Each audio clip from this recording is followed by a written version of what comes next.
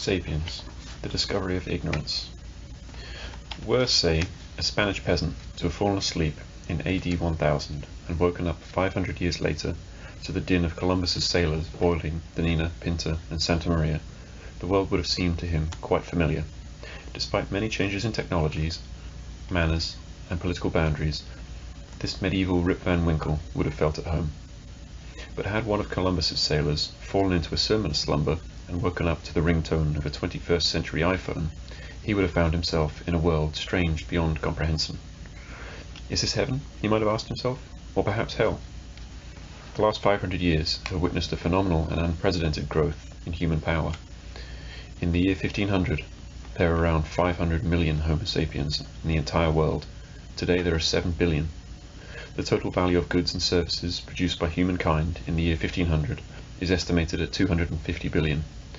In today's dollars, is estimated at 250 billion in today's dollars.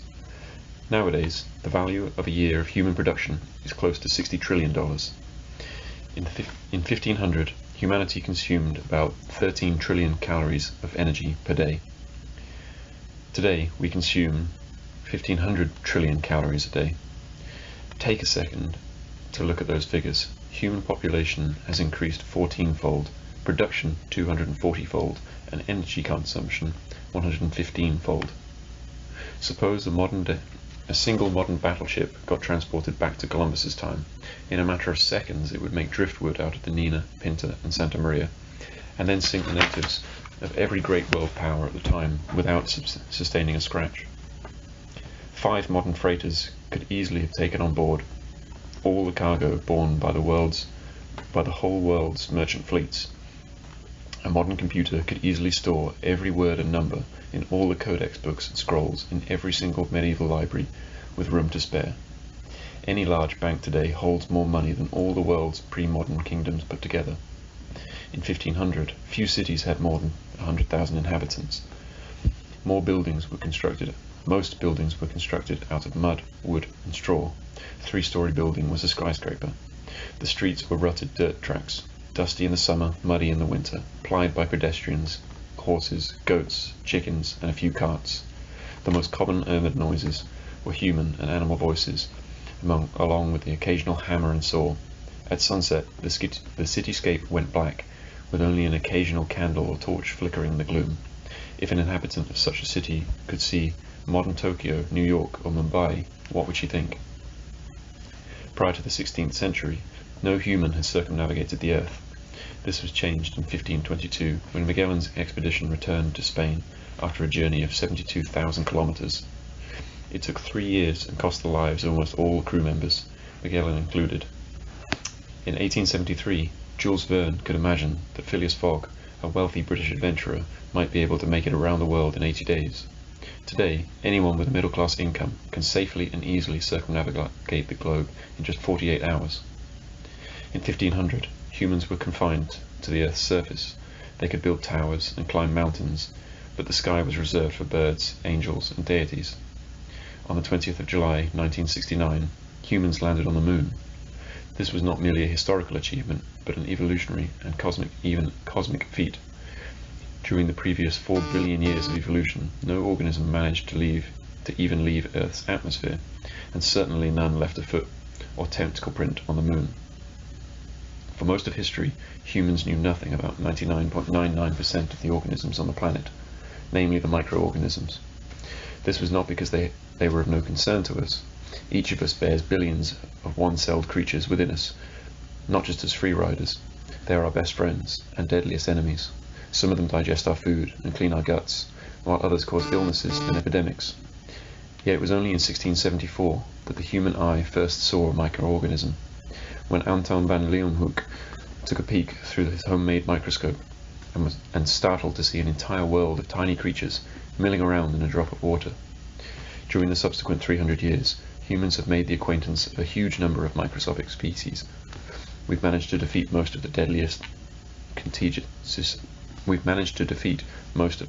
contagious diseases they cause, and have harnessed microorganisms to serve the service of medicine and industry. Today we engineer bacteria to produce medications, manufacture biofuel, and kill parasites. But the single most remarkable and defining moment in the past 500 years came at 5:29 on the 16th of July 1945.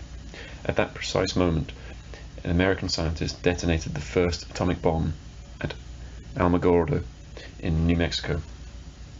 From that point onward, humankind had the capability not only to change the course of history, but to end it. The historical process led to Alamogordo and to the moon is known as the scientific revolution. During this revolution, humankind has obtained enormous new powers by investing resources in scientific research. It is a revolution because, until about AD 1500, humans the world over doubted their ability to obtain new medical, military, and economic powers. While government and wealthy patrons allocated funds to education and scholarship, the aim was, in general, to preserve existing capabilities rather than to acquire new ones. The typical pre-modern ruler gave money to priests, philosophers, and poets in the hopes that they would legitimize his rule and maintain the social order. He did not expect them to discover new medications, invent new weapons, or stimulate economic growth. During the last 5 centuries, humans increasingly came to believe that they could increase their capabilities by investing in scientific research. This wasn't just blind faith, it was repeatedly proven empirically. The more proofs that there were, the more resources wealthy people and governments were willing to put into science. We would never have been able to walk on the moon, engineer microorganisms, and split the atom without such investments. The US government, for example, has in recent decades allocated billions of dollars to the study of nuclear physics. The knowledge produced by this research has made possible the construction of nuclear power stations, which provide cheap electricity for American industries, which pay taxes to the US government, which uses some of these taxes to finance further research into nuclear physics. Why did modern humans develop a growing belief in their ability to obtain new powers through research? What forged the bond between science, politics, and economics? This chapter looks at the unique name of modern science. It looks at the unique nature of modern science in order to provide part of the answer. The next 2 chapters examine the formation of the alliance between science, the European empires, and the economics of capitalism. Sapiens, ignoramus. Humans have sought to understand the universe, at least since the cognitive revolution. Our ancestors put a great deal of time and effort into trying to discover the rules that govern the natural world. But modern science differs from all previous traditions of knowledge in 3 critical ways. Firstly, the willingness to admit ignorance. Modern science is based on the Latin injunction ignoramus. We do not know. It assumes that we don't know everything. Even more critically, it accepts that the things we think that we know could be proven wrong as we gain more knowledge. No concept, idea, or theory is sacred beyond challenge. Secondly, the centrality of observation and mathematics. Having admitted ignorance, modern science aims to obtain new knowledge. It does so by gathering observations and then using mathematical tools to connect those observations into comprehensive theories. Finally, the acquisition of new powers. Modern science is not content with creating theories. It uses these theories in order to acquire new powers, and in particular to develop new technologies. The scientific revolution has not been a revolution of knowledge. It has been above all a revolution of ignorance. The great discovery that launched the scientific revolution was the discovery that humans do not know the answers to their most important questions. Pre-modern traditions of knowledge such as Islam, Christianity, Buddhism, and Confucianism asserted that everything that is important to know about the world is already known. The great gods, or the one almighty God, or the wise people of the past possessed an all-encompassing wisdom, which they revealed to us in scriptures and oral traditions. Ordinary mortals gained knowledge by delving into these ancient texts and traditions and by understanding them properly. It was inconceivable that the Bible, the Quran, or the Vedas were missing out on a crucial secret of the universe, a secret that might yet to be discovered by flesh and blood creatures. Ancient traditions of knowledge admitted only 2 kinds of ignorance. First, an individual might be ignorant of something important. To obtain the necessary knowledge, all he had to do was ask someone wiser. There was no need to discover something that nobody yet knew. For example, if a peasant in some 13th century Yorkshire village wanted to know how the human race originated, he assumed that the Christian tradition held the definitive answer. All he had to do was ask the local priest. Second, an entire tradition might be ignorant of an unimportant thing. By definition, whatever the great gods or wise people of the past did not bother to tell us was unimportant. For example, if our Yorkshire peasant wanted to know how spiders weave their webs, it was pointless to ask the priest, because there was no answer to this question in any of the Christian scriptures. That did not mean, however, that Christianity was deficient. Rather, it meant that understanding how spiders weave their webs was unimportant. After all, God knew perfectly well how spiders do it. If this were a vital piece of information, necessary for human prosperity and salvation, God would have included a comprehensive explanation in the Bible. Christianity did not forbid people to study spiders, but spider scholars, if there were any in medieval Europe, had to accept their peripheral role in society and the irrelevance of their findings to the eternal truths of Christianity. No matter what a scholar might discover about spiders or butterflies or Galapagos finches, that knowledge was little more than trivia, with no bearing on the fundamental truths of society, politics, and economics. In fact, things were never quite that simple. In every age, the most pious and conservative, even the most pious and conservative, there were people who argued that there were important things, and then there were of which their entire tradition was ignorant. Yet such people were usually marginalized or persecuted, or else they founded a new tradition and began arguing that they knew everything that there is to know. For example, the Prophet Muhammad began his religious career by condemning his fellow Arabs for living in ignorance of the divine truth. Yet Muhammad himself very quickly began to argue that he knew the full truth, and that his followers began calling him the seal of the prophets. Henceforth, there was no need of revolutions beyond that given to Muhammad. Modern-day science is a unique tradition of knowledge, inasmuch as it openly admits collective ignorance regarding the most important questions. Darwin never argued that he was the seal of biologists, and that he had solved the riddle of life once and for all. After centuries of extensive scientific research, biologists admit that they still don't have any good explanation for how brains produce consciousness. Physicists admit that they don't know what caused the Big Bang, or how to reconcile quantum mechanics with the theory of general relativity. In other cases, competing scientific theories are vociferously debated on the basis of constant emerging new evidence. A prime example is the debates about how best to run the economy. Though individual economists may claim that their method is the best, orthodoxy changes with every financial crisis and stock market bubble. It's generally accepted that the final word on economics is yet to be said. In still other cases, particular theories are supported so consistently by the available evidence that all alternatives have long since fallen by the wayside.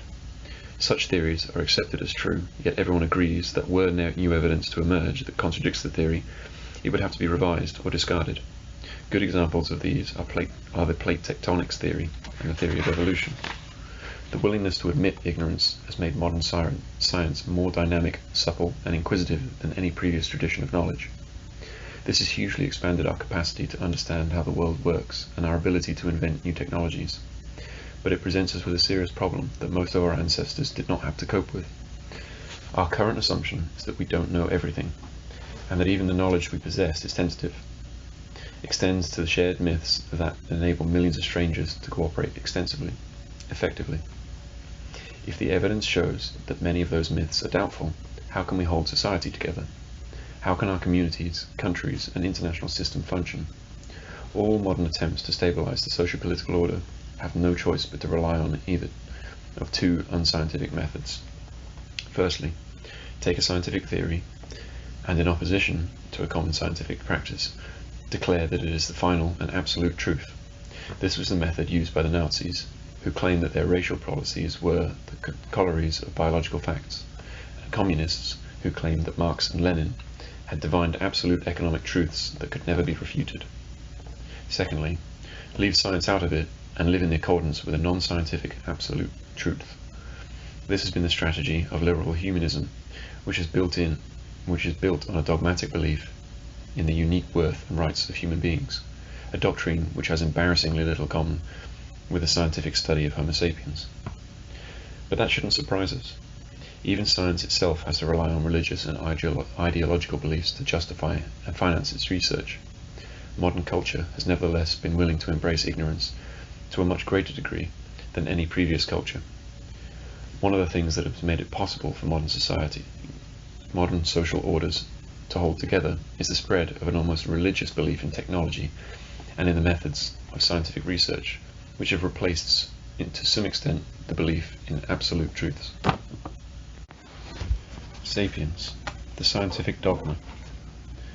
Modern science has no dogma, yet it has a common core of research methods, which are all based on collecting empirical observations, those we can observe at least one of our senses, and putting them together with the help of mathematical tools. People throughout history collected empirical observations, but the importance of these observations was usually limited. Why waste precious resources obtaining new observations when we already have all the answers we need? But as modern people came to admit that they did not know the answers to some very important questions, they found it necessary to look for completely new knowledge. Consequently, the dominant modern research method takes for granted the insufficiency of old knowledge. Instead of studying old traditions, emphasis is now placed on new observations and experiments. When present observation collides with past tradition, we give precedence to the observation. Of course, physicists analyzing the spectra of distant galaxies, archaeologists analyzing the finds from a Bronze Age city, and political scientists studying the emergence of capitalism do not disregard tradition. They start by studying what the wise people of the past have said and written.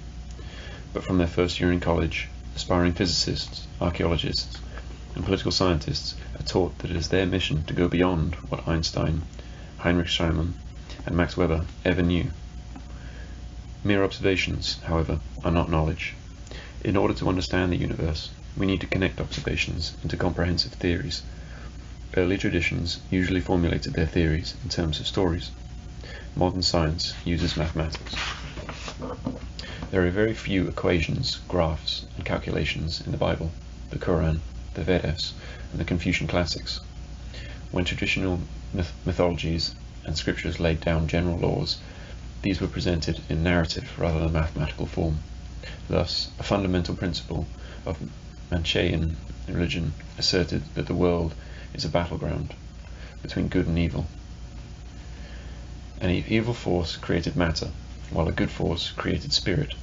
Humans are caught between these two forces and should choose good over evil. Yet the prophet Mani made no attempt to offer a mathematical formula that could have been used to predict human choices by quantifying the respective strength of these two forces. He never calculated the force exerting on a man is equal to the acceleration of his spirit divided by the mass of his body. This is exactly what scientists seek to accomplish. In 1687, Isaac Newton published The Mathematical Principles of Natural Philosophy, arguably the most important book in modern history.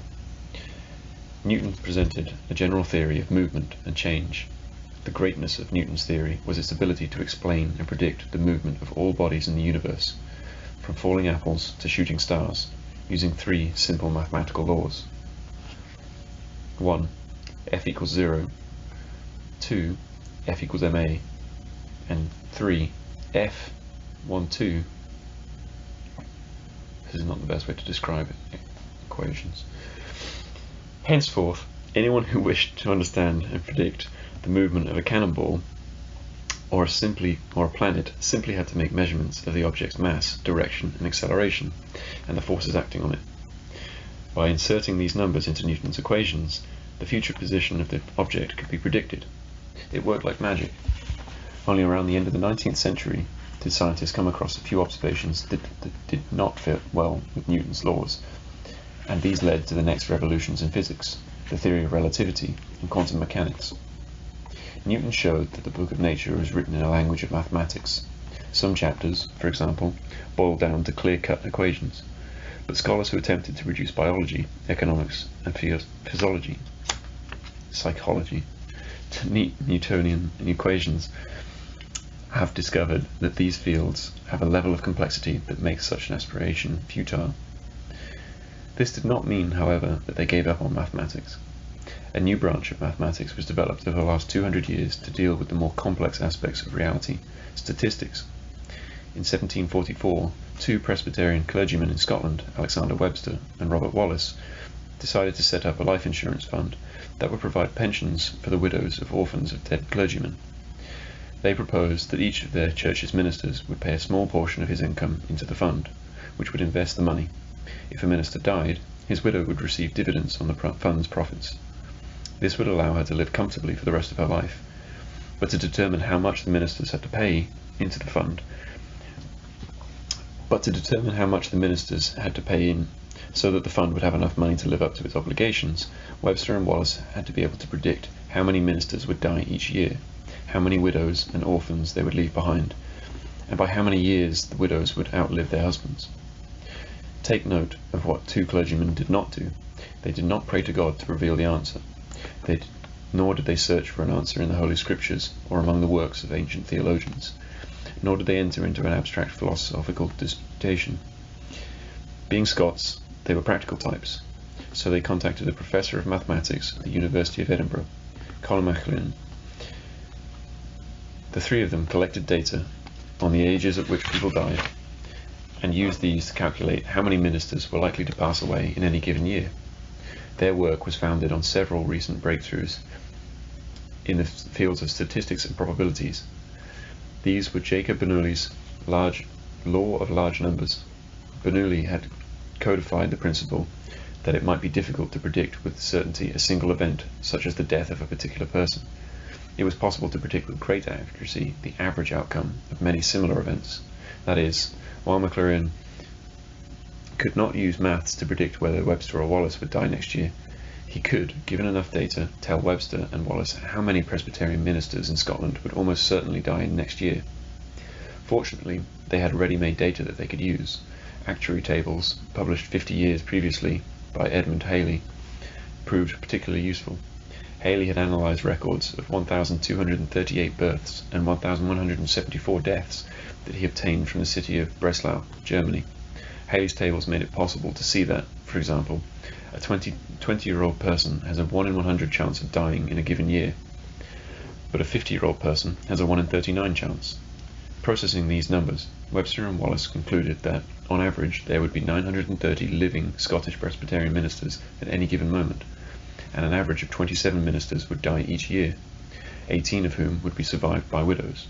5 of those who did not leave the widows would leave orphan children, and 2 of those who survived by the widows would also be outlived by children from a previous marriage who had not yet reached the age of 16. They further computed how much time was likely to go by before the widow's death or remarriage. Both of these eventualities, payment of the pension would cease. These figures enabled Webster and Wallace to determine how much money the ministers who joined their fund had to pay in order to provide for their loved ones. By contributing £2 and 12 shillings, 2d, not sure, a day, the ministers could guarantee that his widowed wife would receive at least £10 a year, a hefty sum in those days. If he thought that it was not enough, he could choose to pay in more, up to a level of £3, 11 shillings, and 3d a year, which would guarantee his widow an even more handsome sum of £25 a year. According to their calculations, by the year 1765, the fund of the provision of widows and the children of the ministers of the Church of Scotland would have capital totalling £58,348. Their calculations proved amazingly accurate, and when that year arrived, the fund's capital stood at £58,347, just £1 less than the prediction. This was even better than the prophecies of Habakkuk,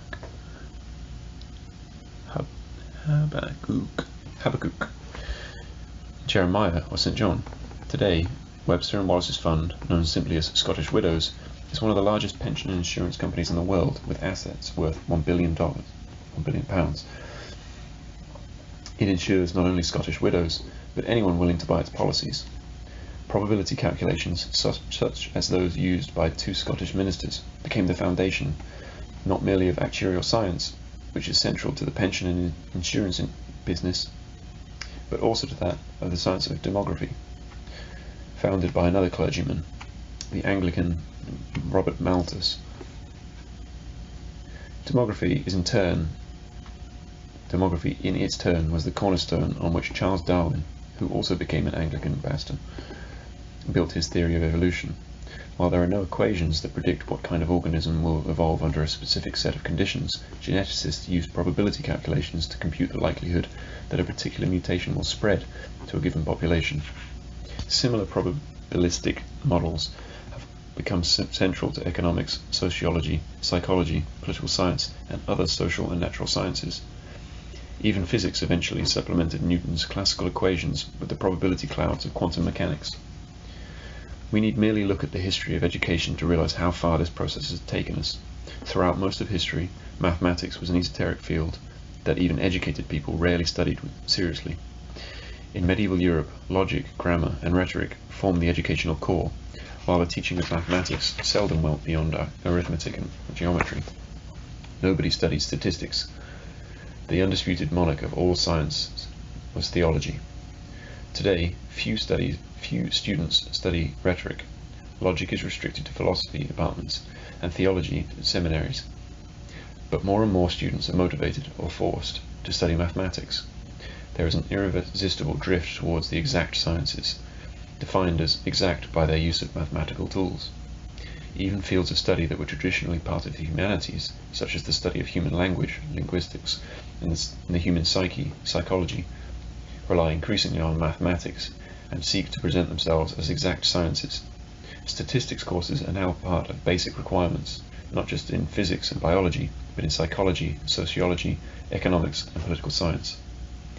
In the course catalogue of the psychology department at my own university, the first required course in the curriculum is an introduction to statistics and the methodology in psychological research. Second-year psychology students must take statistical methods in psychological research. Confucius, Buddha, Jesus, Muhammad would all have been bewildered if you told them that in order to understand the human mind and cure its illnesses, you must first study statistics. Sapiens, knowledge is power. Most people have a hard time digesting modern science because its mathematical language is difficult for our minds to grasp, and its findings often contradict common sense.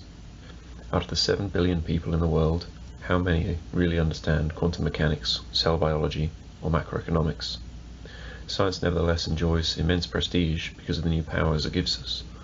Presidents and generals may not understand nuclear physics, but they have a good grasp of what nuclear bombs do. In 1620, Francis Bacon published the scientific manifesto titled The New Instrument. In it he argued that knowledge is power. The real test of knowledge is not whether it is true, but whether it empowers us. Scientists usually assume that no theory is 100% correct. Consequently, truth is a poor test for knowledge. The real test is utility. A theory that enables us to do things constitutes knowledge. Over the centuries, science has offered us many new tools. Some are mental tools, such as those used to predict death rates and economic growth. Even more important are technological tools. The connection forged between science and technology is so strong that today people tend to confuse the two. We often think that it is impossible to develop new technologies without scientific research, and that there is little point in research if it does not result in new technologies. In fact, the relationship between science and technology is a very recent phenomenon. Prior to 1500, science and technology were totally separate fields. When Bacon connected the two in the early 17th century, it was a revolutionary idea. During the 17th and 18th centuries, this relationship tightened, but the knot was tied only in the 19th century. Even in 1800, most rulers who wanted a strong army and most business magnates who wanted successful businesses did not bother to finance research in physics, biology, or economics. I don't mean to claim that there is no exception to this rule. A good historian can find precedent for everything, but an even better historian knows when these precedents are curiosities that cloud the big picture. Generally speaking, most pre-modern rulers and business people did not finance research about the nature of the universe in order to develop new technologies, and most thinkers did not try to translate their findings into technological gadgets. Rulers financed educational institutions whose mandate was to spread traditional knowledge for the purpose of buttressing the existing order. Here and there, people did develop new technologies, but these were usually created by uneducated craftsmen using trial and error, not by scholars pursuing systematic scientific research. Cart manufacturers built the same carts from the same materials, year in, year out. They did not set aside a percentage of their annual profits in order to research and develop new cart models. Cart design occasionally improved, but it was usually thanks to the ingenuity of some local carpenter who never set foot in university and did not even know how to read. This was true of the public as well as the private sector. Whereas modern states call in scientists to provide solutions in almost every area of national policy, from energy to health to waste disposal, ancient kingdoms seldom did so. The contrast between then and now is most pronounced in weaponry. When outgoing President Dwight Eisenhower warned in 1961 of the growing power of the military-industrial complex, he left out part of the equation. He should have alerted his country to the military-industrial scientific complex, because today's wars are scientific productions. The world's military forces initiate, fund, and steer a large part of humanity's scientific research and technological development. When the First World War bogged down in the interminable trench warfare, both sides called in scientists to break the deadlock and save the nation. The men in white answered the call, and out of the laboratories rolled a constant stream of new wonder weapons, combat aircraft, poison gas, tanks, submarines, and ever more efficient machine guns, artillery pieces, rifles, and bombs. Science played an even larger role in the Second World War. By late 1944, Germany was losing the war and defeat was imminent. A year later, the Germans' allies, the Italians, had toppled Mussolini and surrendered to the Allies. But Germany kept fighting on, even though the British, American, and Soviet armies were closing in. One reason German soldiers and civilians thought not all was lost was that they believed German scientists were about to turn the tide with the so-called miracle weapons, such as the V-2 rocket and the jet-powered aircraft. While the Germans were working on the rockets and jets, the American Manhattan Project successfully developed atomic bombs. By the time the bomb was ready, in early August 1945, Germany had already surrendered, but Japan was fighting on. American forces were poised to invade its home islands. Japanese vowed to resist the invasion and fight to the death, and there was every reason to believe that this was no idle threat.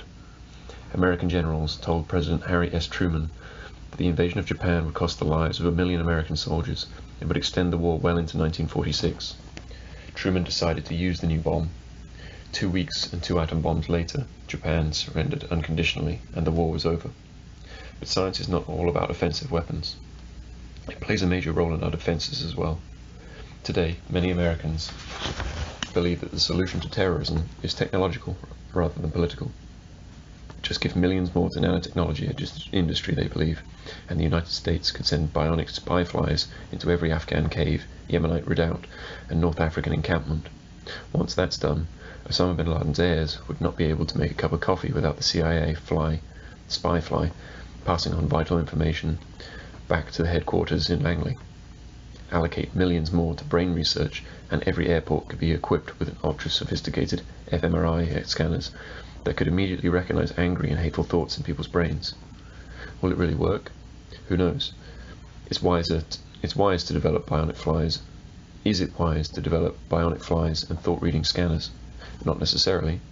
Be that as it may, as you read these lines, the US Department of Defense is transferring millions of dollars of nanotechnology and brain laboratories for the US Department of Defense is transferring millions of dollars to departments of nanotechnology and brain laboratories for work in these such ideas.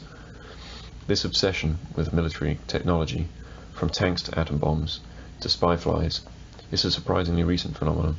Up until the 19th century, the vast majority of military revolutions were the product of organizational rather than technological changes. When alien civilizations met for the first time, technological gaps sometimes played an important role. But even in such cases, few thought of deliberately creating or enlarging such gaps.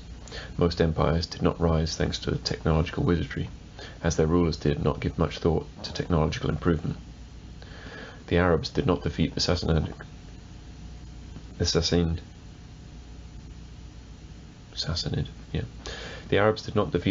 Empire thanks to superior bows or swords. The Seljuks had no technological advantage over the Byzantines, and the Mongols did not conquer China with the help of some ingenious new weapon. In fact, all of these cases the vanquished enjoyed superior military and civilian technology. The Roman army is a particularly good example. It was the best army of the day. Yet technologically speaking, Rome had no advantage over Carthage, Macedonia, or the Seleucid Empire. Its advantage rested on the efficient organization, iron discipline, and huge manpower reserves. The Roman army never set up a research and development department, and its weapons remained more or less the same for centuries on end. If the legions of Scipio Aemilianus, the general who leveled Carthage and defeated the Numerians in the 2nd century BC, had suddenly popped up 500 years later, in the age of Constantine the Great, Scipio would have had a fair chance of beating Constantine. Now imagine what would have happened to a general from a few centuries back. Say Napoleon, if he had led his troops against a modern armoured brigade. Napoleon was a brilliant tactician, and his men were crack professionals, but their skills would be useless in the face of modern weaponry. As in Rome, so also in ancient China. Most generals and philosophers did not think it their duty to develop new weapons. The most important military invention in the history of China was gunpowder, and yet to the best of our knowledge, gunpowder was invented accidentally by Taoist alchemists searching for the elixir of life. Gunpowder's subsequent career is even more telling. One might have thought that the Taoist alchemists would have made China master of the world. In fact, the Chinese used the new compound mainly for firecrackers. Even as the Song Empire collapsed in the face of Mongol invasion, no emperor set up a medieval Manhattan Project to save the empire from the impending doomsday weapon. To save the empire by inventing a doomsday weapon. Only in the 15th century, about 600 years after the invention of gunpowder, did cannons become a decisive factor in the Afro-Asian battlefields. Why did it take so long for a deadly potential of this substance to be put to military use? Because it appeared at a time when neither kings, scholars, nor merchants thought that new technology could save them or make them rich. The situation began to change in the 15th and 16th centuries, but another 200 years went by before most rulers evinced any interest in the financing and research and development of new weapons. Logistics and strategy continued to have a far greater impact on the outcome of wars than technology. The Napoleonic military machine that crushed the armies of European powers in Austerlitz, 1805, were armed with more or less the same weaponry that the army of Louis XVI had used. Napoleon himself, despite being an artilleryman, had little interest in new weapons, even though scientists and inventors tried to persuade him to fund the development of flying machines, submarines, and rockets. Science, industry, and military technology intertwined only with the advent of the capitalist system and the Industrial Revolution. Once this relationship was established, however, it quickly transformed the world. Sapiens, the ideal of progress. Until the scientific revolution, most human cultures did not believe in progress. They thought the golden age was in the past, and that the world was stagnant, if not deteriorating. Strict adherence to the wisdom of the ages might perhaps bring back the good old times, and human ingenuity might conceivably improve this or that facet of daily life. However, it was considered impossible for human know-how to overcome the world's fundamental problems.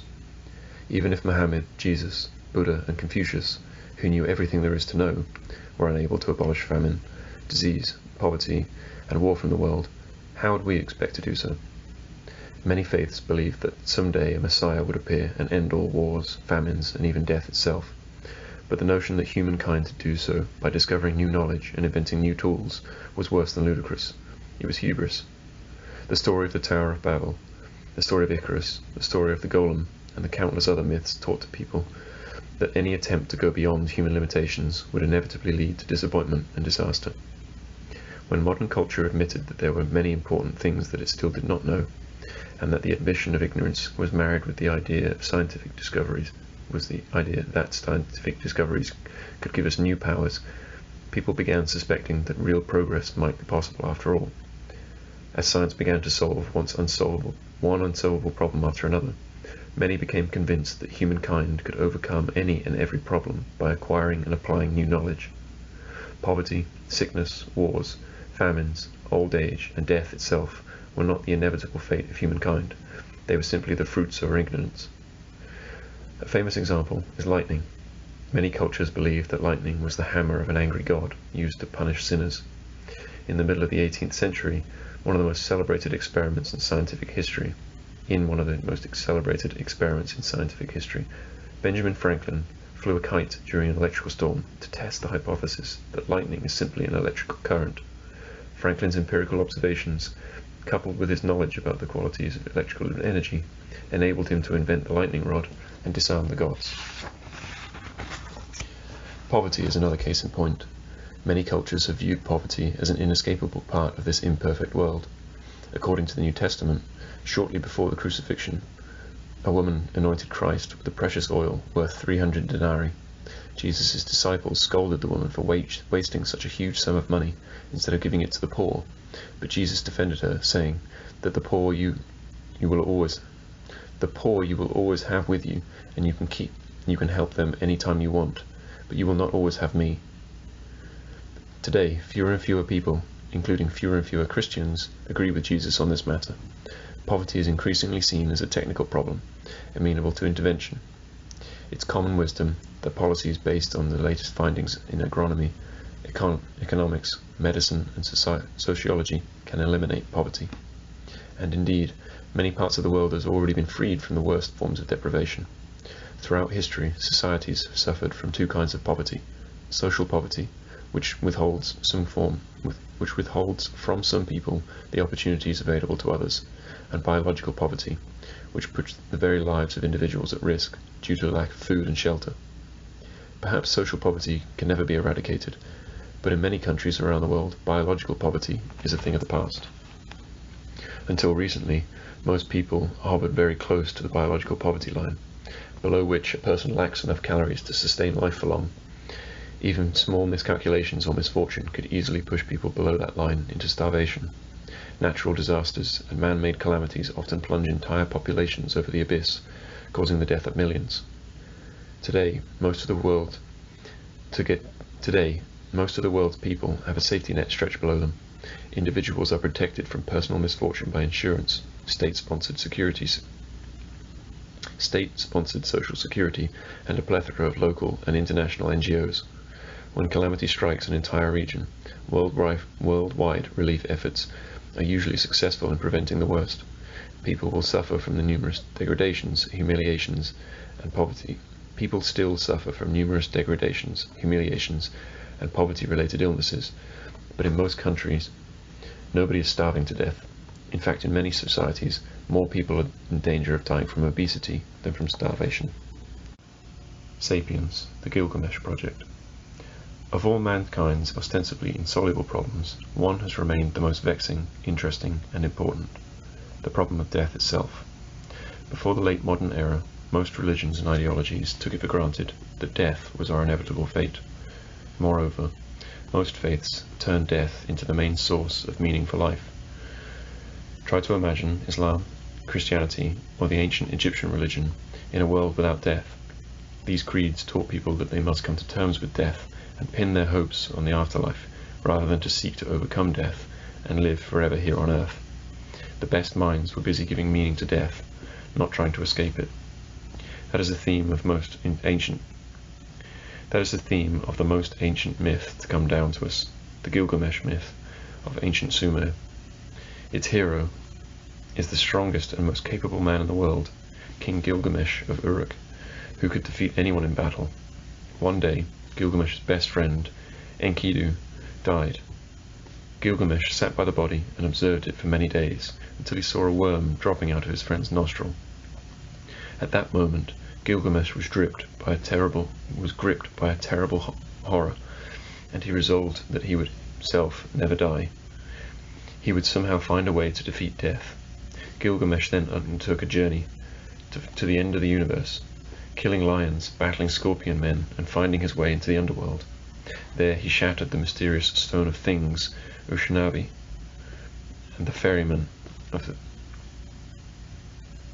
There he shattered the mysterious stone things of Ushnavi, the ferryman of the river of the dead, and found Unaptishtim, the last survivor of the primordial flood. Yet Gilgamesh failed in his quest. He returned home empty-handed, as mortal as ever. but with one new piece of wisdom. When the gods created man, Gilgamesh had learned, they set death as a man's inevitable destiny, and man must learn to live with it. Disciples of progress do not share his defeatist attitude.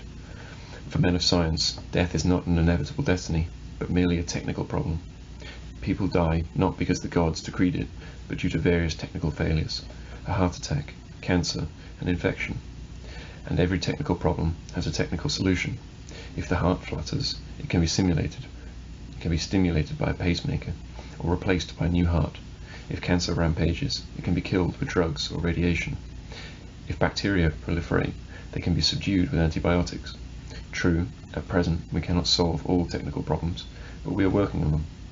Our best minds are not wasting their time trying to give meaning to death. Instead, they are busy investigating the physiological, hormonal, and genetic systems responsible for disease and old age. They are developing new medicines, revolutionary treatments, and artificial organs that will lengthen our lives and might one day vanquish the Grim Reaper himself. Until recently, you would not have heard scientists, or anyone else, speak so bluntly. Defeat death? What nonsense! We are only trying to cure cancer, tuberculosis, and Alzheimer's disease, they insisted. People avoid the issue of death because the goal seemed too elusive. Why create unreasonable expectations? We're now at a point, however, where we can be frank about it. The leading project of the scientific revolution is to give all humankind eternal life. Even if killing death seems a distant goal, we have already achieved things that were inconceivable a few centuries ago. In 1199, King Richard the Lionheart was struck by an arrow in his left shoulder. Today, we'd have said he incurred a minor injury. But in 1199, the absence of antibiotics and effective sterilization methods, this minor flesh wound turned infected and gangrene set in. The only way to stop the spread of gangrene in the 12th century Europe was to cut off the infected limb. Impossible when the infection was in the shoulder. The gangrene spread through Lionheart's body, and no one could help the king. He died in great agony 2 weeks later. As recently as the 19th century, the best doctors still did not know how to prevent infection and stop the putrefaction of tissues. In field hospitals, doctors routinely cut off the hands and legs of soldiers who had received even minor limb injuries, fearing gangrene. These amputations, as well as other medical procedures, such as tooth extraction, were done without any anesthetics. The first anesthetics, ether, chloroform, and morphine, entered regular usage in Western medicine only in the middle of the 19th century. Before the advent of chloroform, 4 soldiers had to hold down a wounded comrade while the doctor sawed off the injured limb. On the morning after the Battle of Waterloo, 1815, heaps of sawn-off hands and legs could be seen adjacent to the field hospitals. In those days, carpenters and butchers who enlisted into the army were often sent to serve in the medical corps, because surgery required little more than knowing your way with knives and saws. In the 2 centuries since Waterloo, things have changed beyond recognition. Pills, injections, and sophisticated operations save us from a spate of illnesses and injuries that once dealt an inescapable death sentence. They also protect us against the countless daily aches and ailments, which pre-modern people simply accepted as part of life. The average life expectancy jumped from around 25 to 40 years, to around 67 in the entire world, The average life expectancy jumped from around 25 to 40 years to around 67 in the entire world, and to around 80 years in the developed world. Death suffered its worst setbacks in the arena of child mortality. Until the 20th century, between a quarter and a third of children in agricultural societies never reached adulthood. Most succumbed to childhood diseases such as diphtheria, measles, and smallpox. In 17th century England, 150 out of every 1,000 newborns died during their first year, and a third of all children were dead before they reached 15. Today, only 5 out of 1,000 babies die during their first year, and only 7 out of 1,000 die before age 15. We can better grasp the full impact of these figures by setting aside statistics and telling some stories. A good example is the family of King Edward I of England, 1237 to 1307, and his wife, Queen Eleanor, 1241 to 1290. Their children enjoyed the best conditions and most nurturing surroundings that could be provided in medieval Europe. They lived in palaces, ate as much food as they liked, and had plenty of warm clothing, well-stocked fireplaces, the cleanest water available, an army of servants, and the best doctors.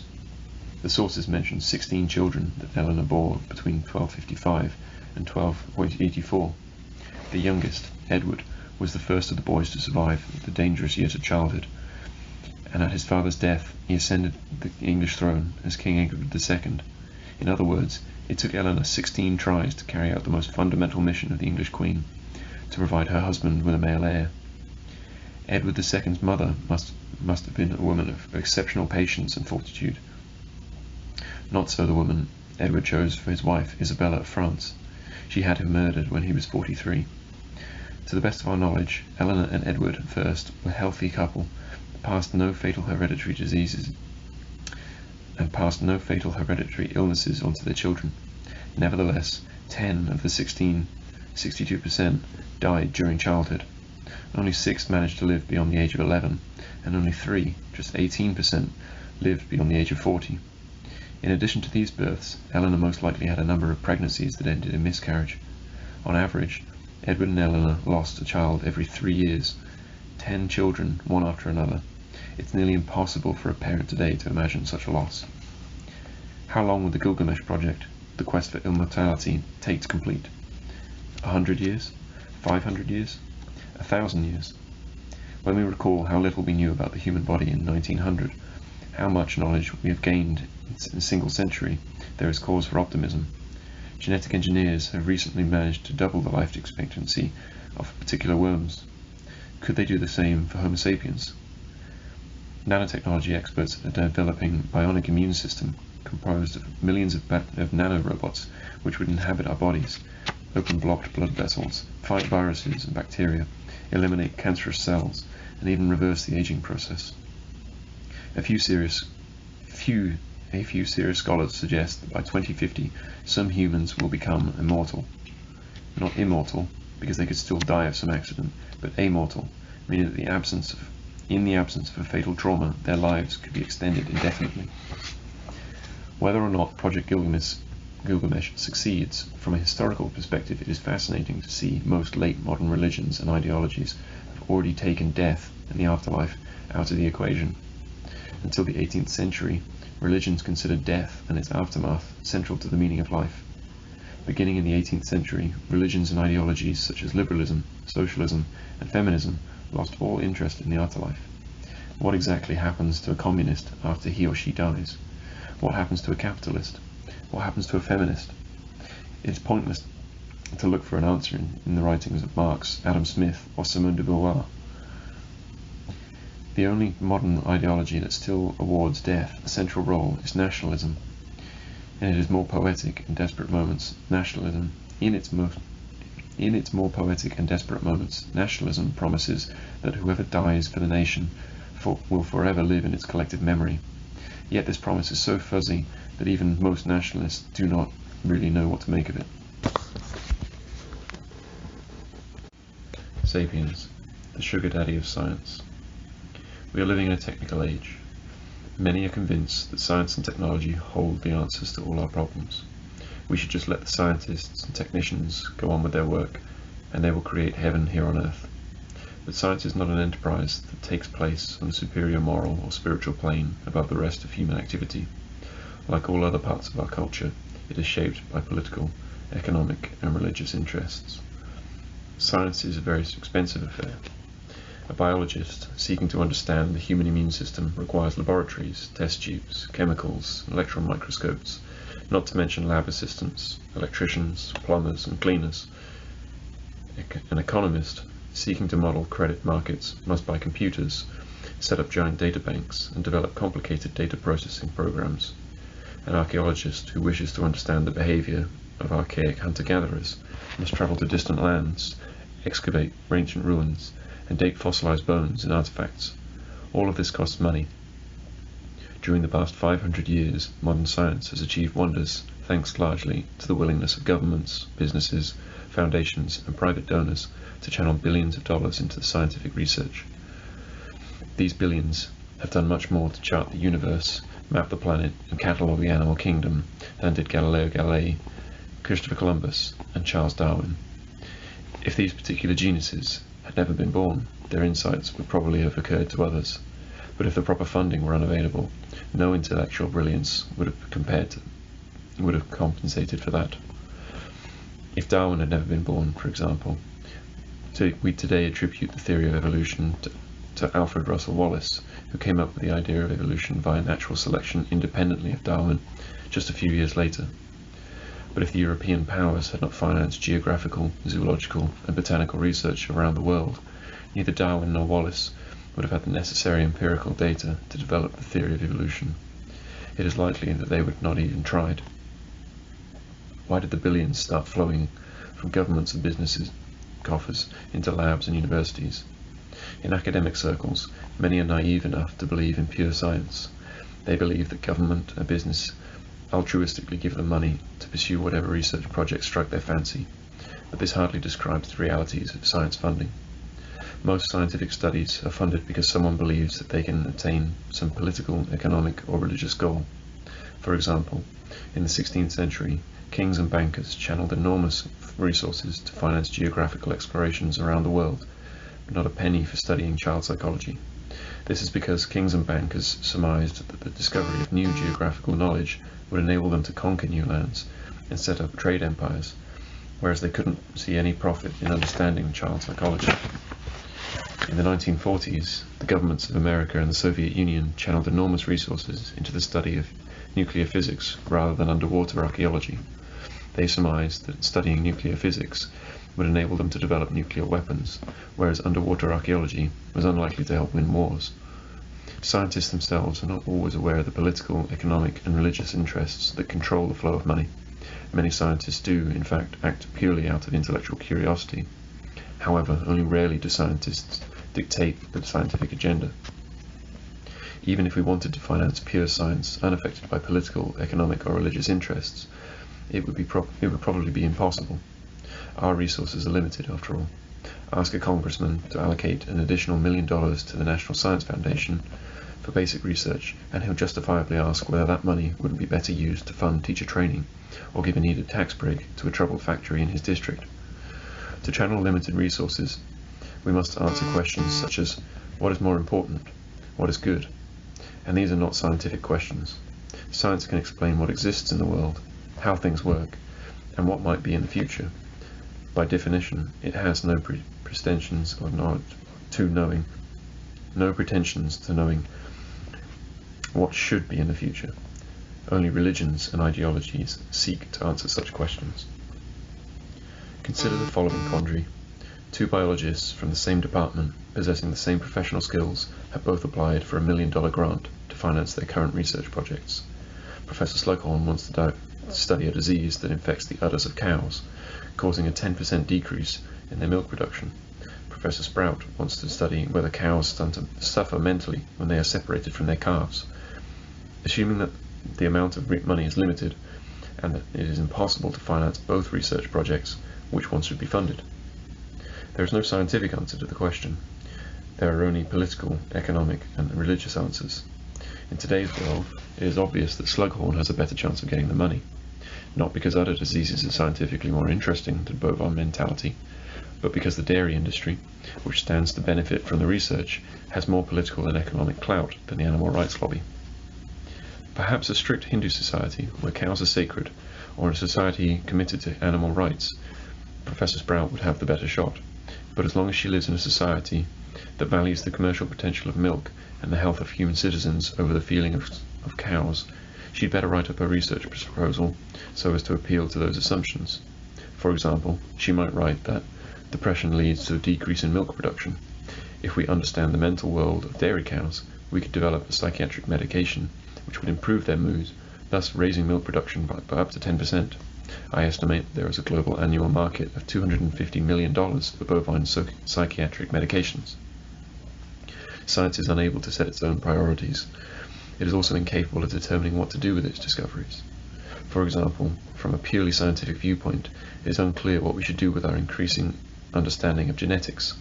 Should we use this knowledge to cure cancer, to create a race of genetically engineered supermen, or to engineer dairy cows with supersized udders? It is obvious that a liberal government, a communist government, a Nazi government, and a capitalist business corporation would use the very same scientific theory for completely different purposes, and there is no scientific reason to prefer one usage over others. In short, scientific research can only flourish in an alliance with some religion or ideology. The ideology justifies the costs of the research. In exchange, the ideology influences the scientific agenda and determines what to do with the discoveries. Hence, in order to comprehend how humankind has reached Alamogordo and the Moon, rather than any number of alternative destinations, it is not enough to survey the achievements of physicists, biologists, and sociologists. We have to take into account the ideological, political, and economic forces that shaped physics, biology, and sociology, pushing them in certain directions while neglecting others. Two forces in particular deserve our attention: imperialism and capitalism. The feedback loop between science, empire, and capital has arguably been history's chief engine for the past 500 years. The following chapters analyze its workings. First, we'll look at how the twin turbines of science and empire were latched onto one another, and then we'll learn about how both were hitched up to the money pump of capitalism.